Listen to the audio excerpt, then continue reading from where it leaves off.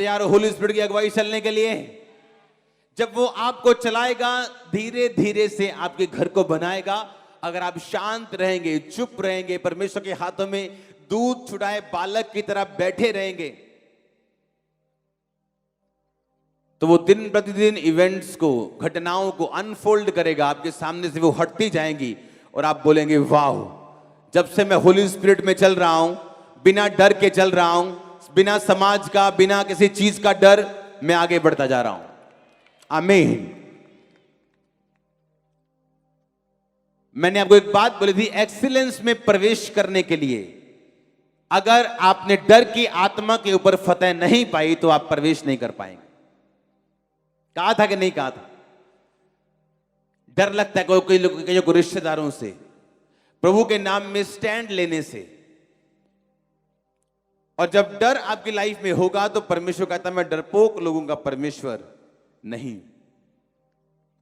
और जैसे आप दलेरी में चलना शुरू करेंगे, वो चीजें जो परमेश्वर ने रखी हुई हैं अपने पास, आपके पास वो आती जाएंगी। अनफोल्ड, जब परमेश्वर अनफोल्ड करता है ना, एक पर्दा हटाता है पीछे की ब्लेसिंग, और आप देखते हैं, आपको फिर समझ आती है कि वाकई परमेश्वर में जब हम अच्छी तरह से चलना शुरू करते हैं, किस तरह से परमेश्वर आशीषों को देता है हमें, किस तरह से वो गुप्त चीजें, छुपी हुई चीजें जो हमें कभी मालूम नहीं हो सकती, जब तक हम परमेश्वर में एक अच्छा स्टैंड ना लें तब तक हमें वो चीजें समझ नहीं आ सकती वो कौन सी है। मेरी प्रेयर है, जिस तरह एलीशा को परमेश्वर चला पाया, होली गोस्ट से आप चल पाए, पवित्र आत्मा से चल पाए। आप तैयार हो अपने अपने आप को डिस्कवर करने के लिए, खोजने के लिए? आप जैसे ही बाइबल में जाएंगे आप अपने आप को खोजेंगे। आप बाइबल में अपने आप को खोजते हैं, आपको मालूम पड़ता है आप कौन है। आमीन। आप इमेजिन करो, एक भविष्यद्वक्तन, एक प्रोफेटेस, उसका पति मर जाए, कैसे जवाब देगी वो लोगों को? मैंने आपको बताया था, हाँ कि ना?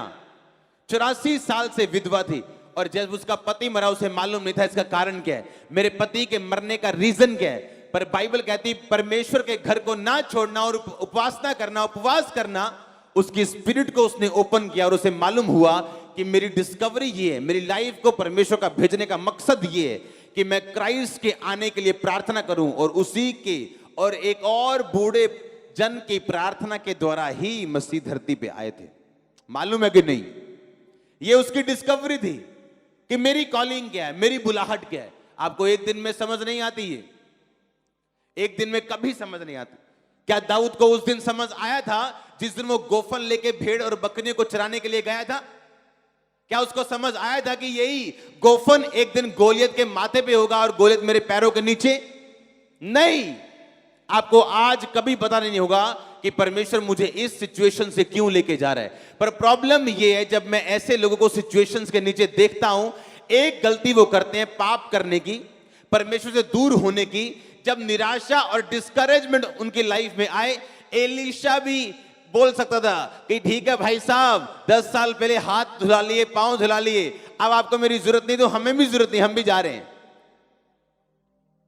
उसे मालूम था कि डिस्करेजमेंट एक परमेश्वर का प्लान है, दुख एक परमेश्वर का प्लान है, निराशा, आत्मा का दुखी, निराश, निरुत्साही होना, यह परमेश्वर निकालता है अपने लोगों को, खास लोगों को, खास लोगों को, खास। मैंने कहा खास लोग। मैंने ऐसे लोग देखे हैं अपनी लाइफ में, अगर ऐसा कोई दुख उनकी जिंदगी में घटे जिसका जवाब मेरे पास नहीं है, तो मैंने उनको वो आशीषें और उस तरह से प्रभु से बात और इस्तेमाल होते देखा है जैसा मैंने आम व्यक्ति को होते हुए नहीं देखा। ये मेरी लाइफ का एक्सपीरियंस है, सिर्फ मेरा नहीं, मेरे आसपास के लोगों का जिनको मैंने देखा है।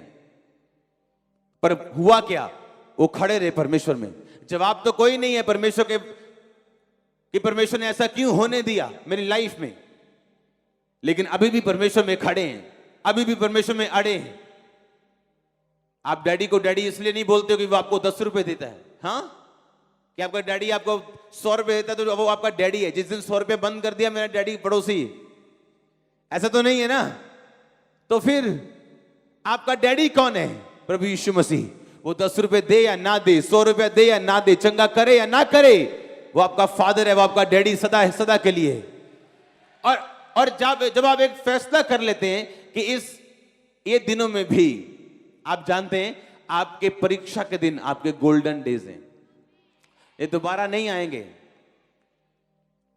मुझे मालूम है जिन परीक्षाओं से मैं निकल चुका हूं वो दोबारा नहीं आ सकती, क्योंकि वो अलग तरह की थी। पर मुझे मालूम है अगर मैं बनाया गया हूं तो उन्हीं दिनों में बनाया गया हूं। जो आज आप देख रहे हो, हां, आज अंकुर नरोला जो देख रहे हो, ये उन दिनों का बनाया हुआ, आज का नहीं। आज मैं काम कर रहा हूं, सिर्फ प्रभु के साथ टाइम स्पेंड कर रहा हूं। लेकिन अगर आपने उन दिनों में मुझे देखा होता तो आप मुझ पे दया की दृष्टि से देखते।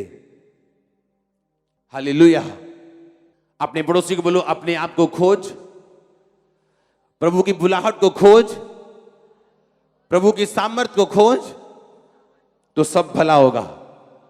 आमीन।